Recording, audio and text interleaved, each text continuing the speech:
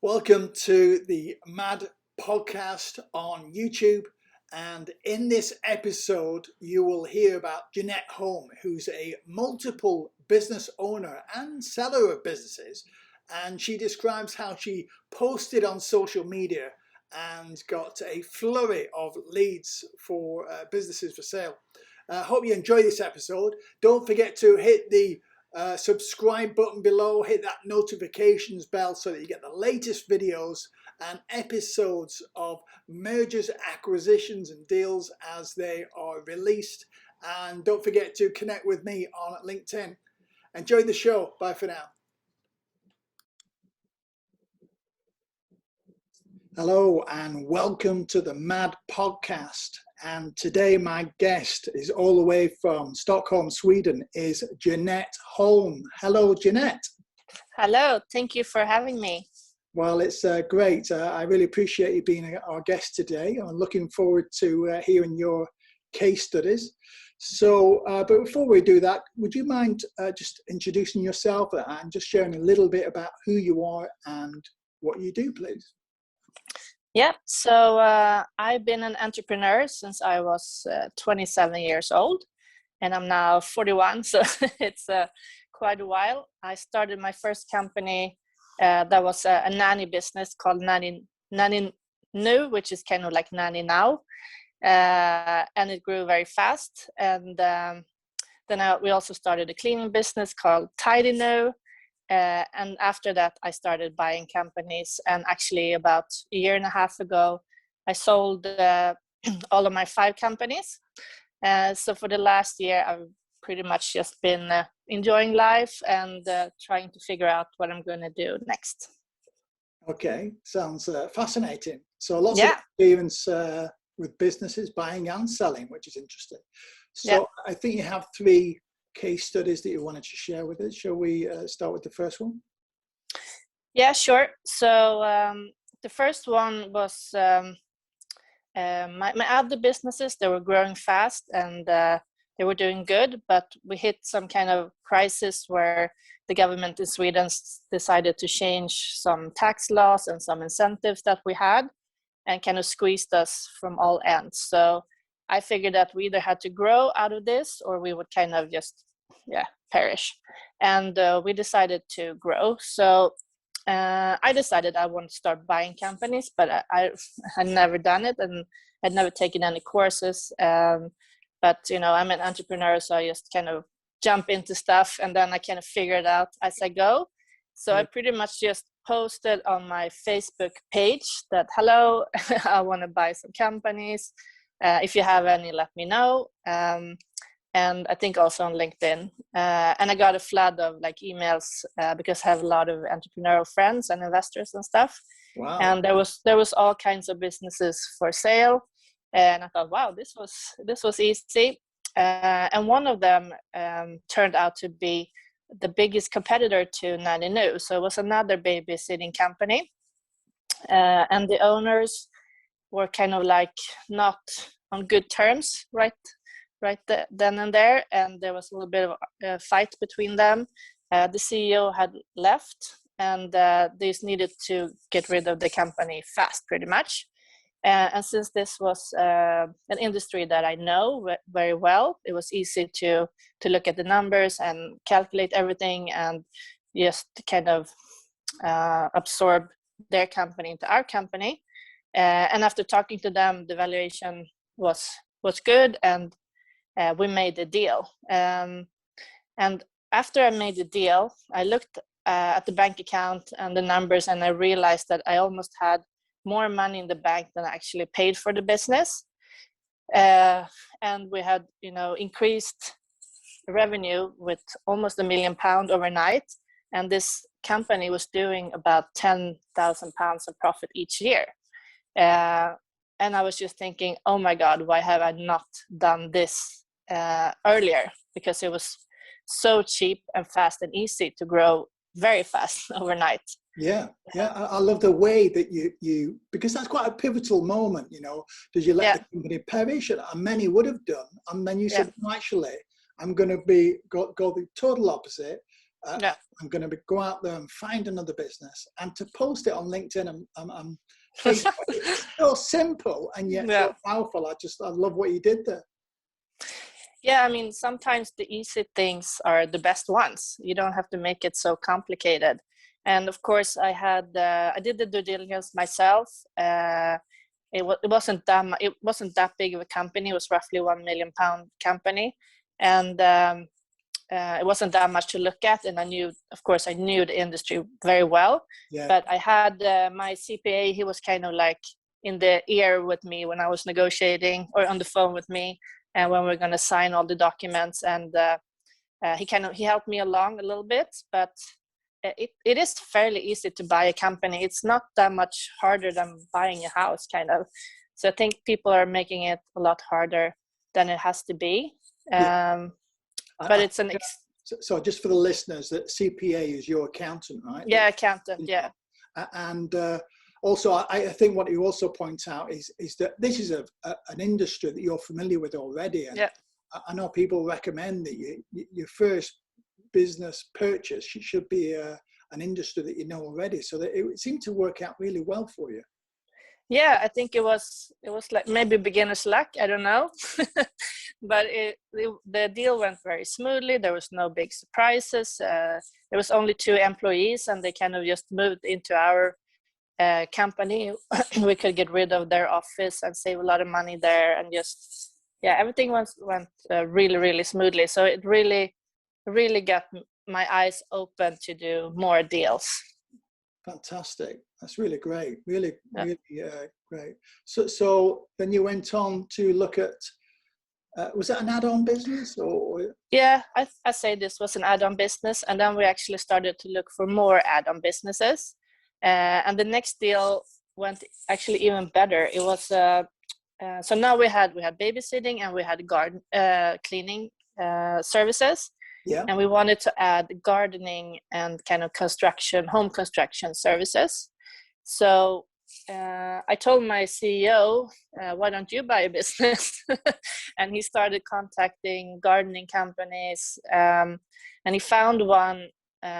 She was retiring, and she was actually moving to Portugal like 3 weeks after her first call.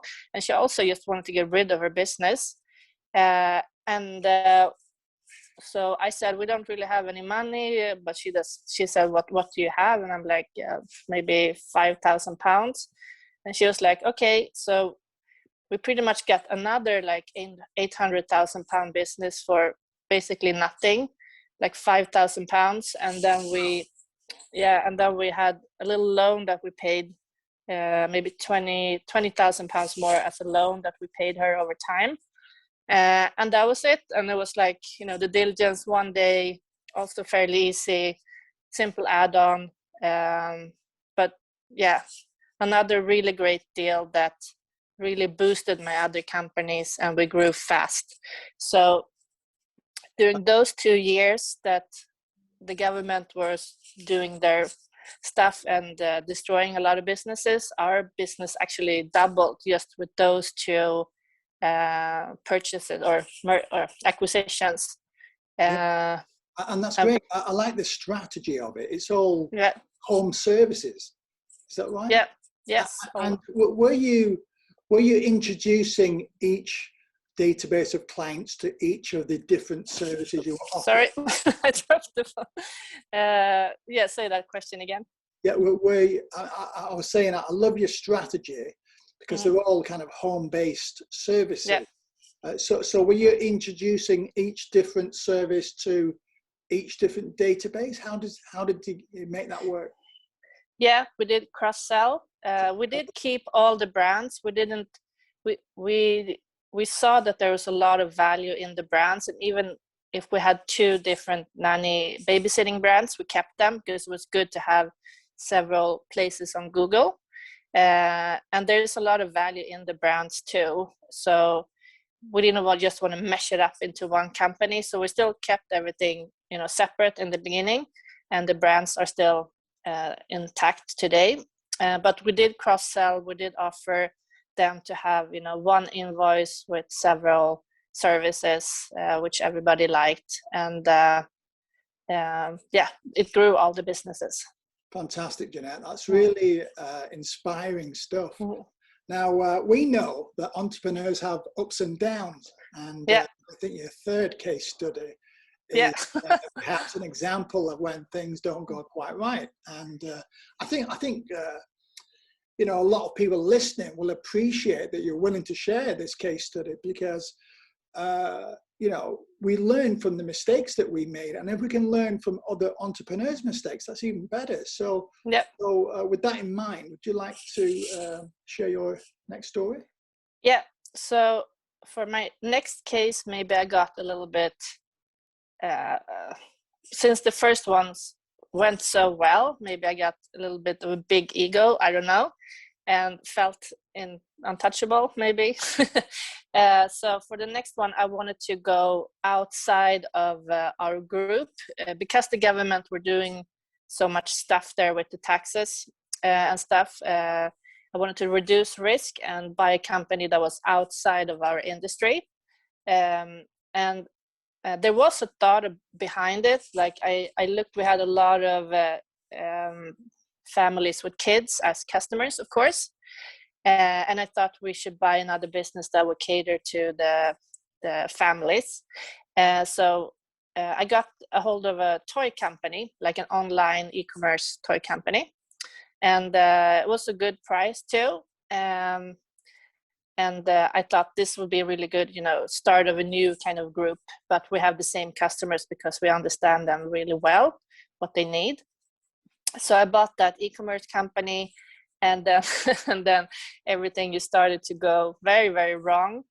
We were moving the warehouse up from southern Sweden to Stockholm. And if I actually would have known e-commerce, I would have known that the warehouse that I rented was too small.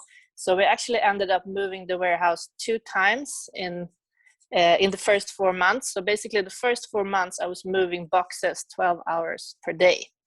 And it just felt like with that company, everything went wrong. Like the computer started actually, was set on fire like the first week. It started like exploded and the shelves, they were crashing. And it just felt like everything happened in the wrong way. But I think the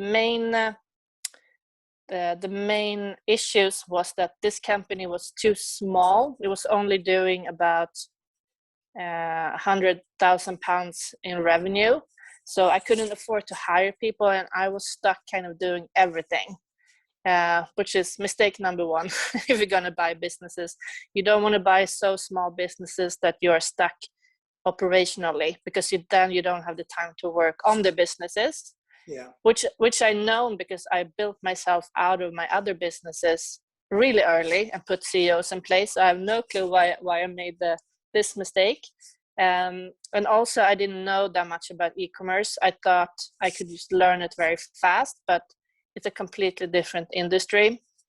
And since the company was so small, I couldn't afford to kind of bring the right people in.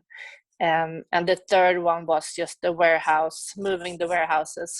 that was just disaster, and it kind of crashed my back too. And yeah, so we bought it in March. Actually, we bought it just a few weeks after the second deal. And in August, I was just so fed up with it. so I sold. So luckily, I actually sold it 2 months later, and we didn't really lose any money on it. But I lost a lot of time and energy in the process. Yeah. How did you sell it, Jeanette? What was? I sold it on Facebook again, did you? Yeah, well, almost. There's a site called Blocket, which is kind of like where you could put ads for companies, and I just put the ad there, and some guys answered it that actually knew e-commerce. So I sold it to them, and it was also a very fast deal. Kind of when it's that small of a company, it's not that much to argue about. Yeah. So that was good. So I get out, but I learned to not, like, number 1, do not buy too small companies, especially if you don't know the industry. Maybe if you know the industry, but if you don't know it, you actually need management in place that knows the industry. And don't get caught up in the operations, because then you will not have time to buy more businesses or build your businesses. And also, yeah, there was a million other stuff I learned about e-commerce. Yeah, don't buy e-commerce companies where you have to move the warehouse. That is a disaster. Yeah. And yeah.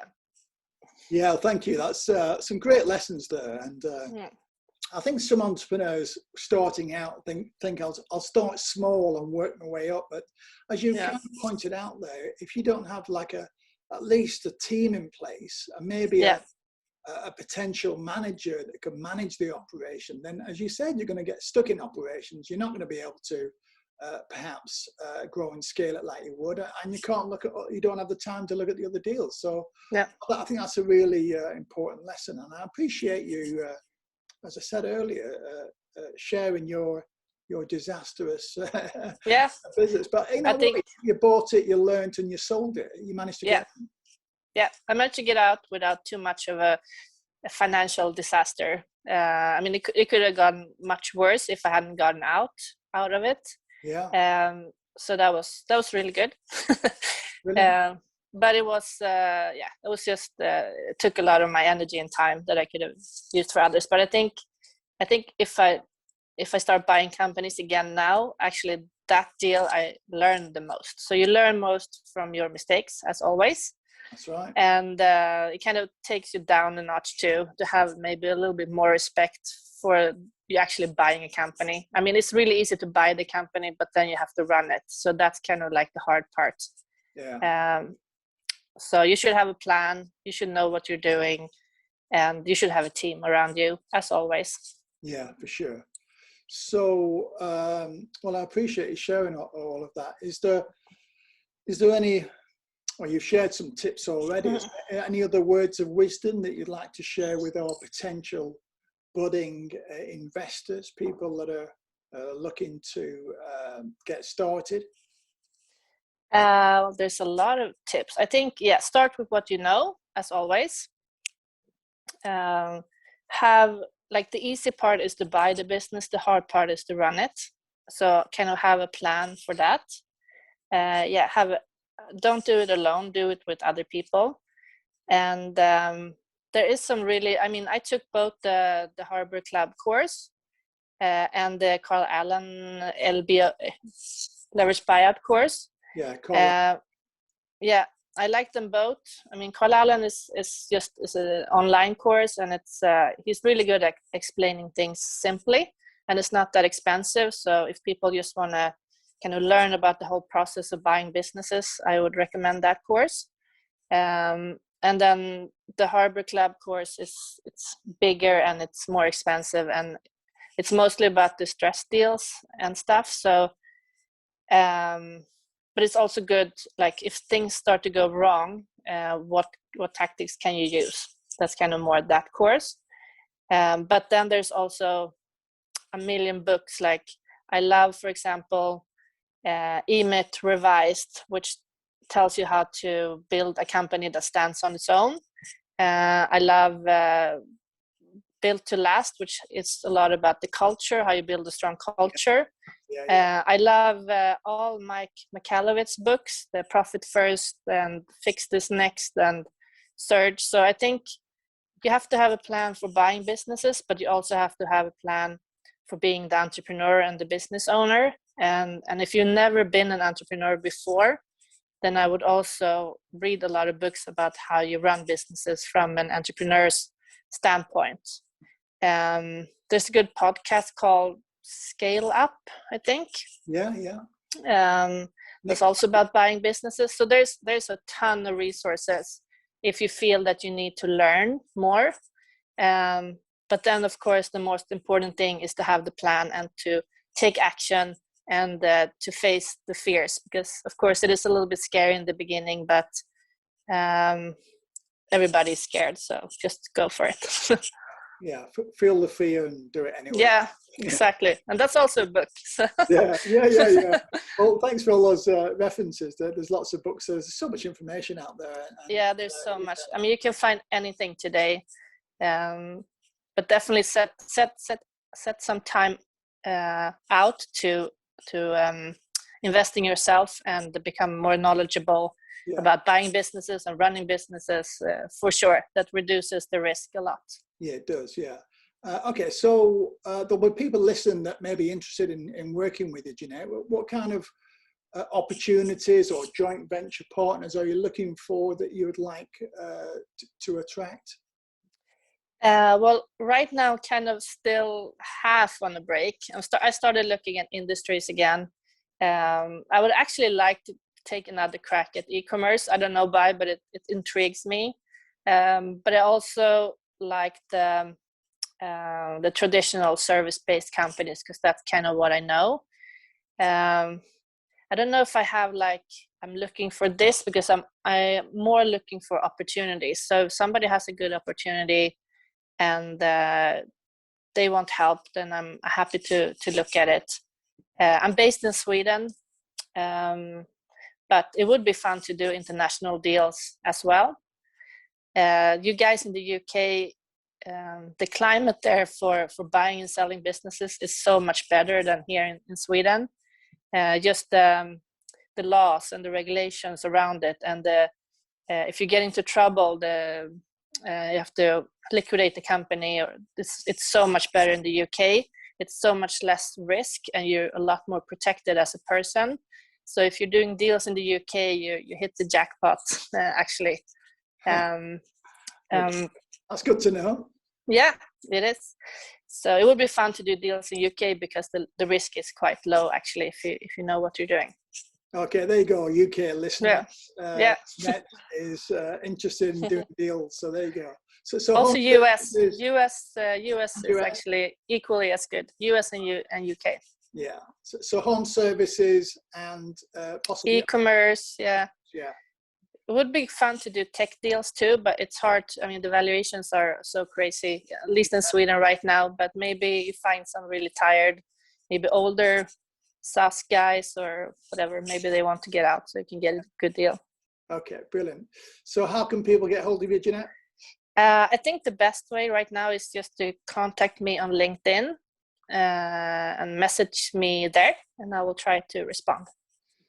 Okay, so it's Jeanette Holm, Holm spelled Holm, and Jeanette is on LinkedIn. Wonderful. Well, thank you for today, Jeanette. It's been amazing. I appreciate you sharing your ups and your downs.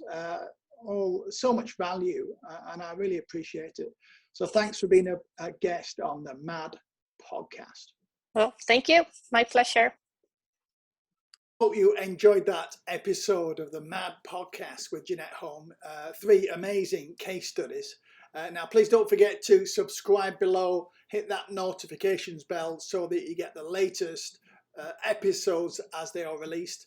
In the next episode, episode number 11, is Susanna Hancock. Now, Susanna has been an entrepreneur for many years, and she'll be sharing her case studies of how she sources, structures, and close deals. So look out for that one, and don't forget to connect with me on LinkedIn.